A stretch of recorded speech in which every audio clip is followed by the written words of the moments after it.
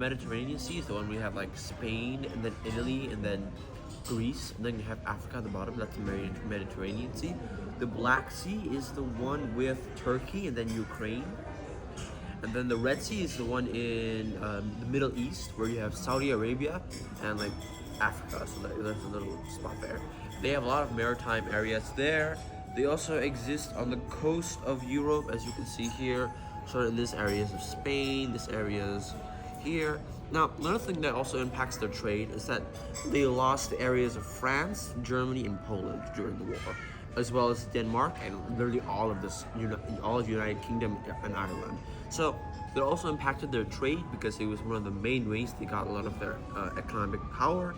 So that was very bad for them, one. And in addition to that, they also lost many materials to trade. For example, here, during the war, after like the treaties that were made, they lost the entire Caribbean.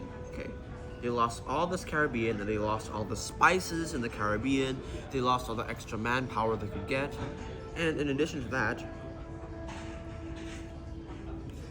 they had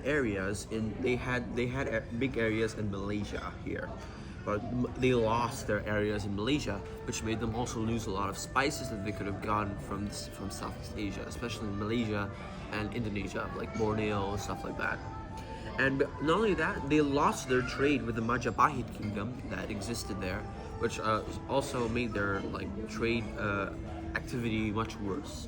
So it's kind of like a compound effect of hyperinflation, weaker currency, and just overall loss of the landmass they can use to do trade.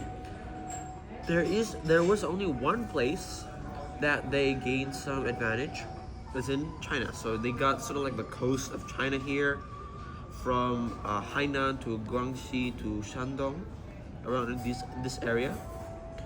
And this would originally be very good for coastal trade, but because of the fact that their currency is very weak, it's not good anyways.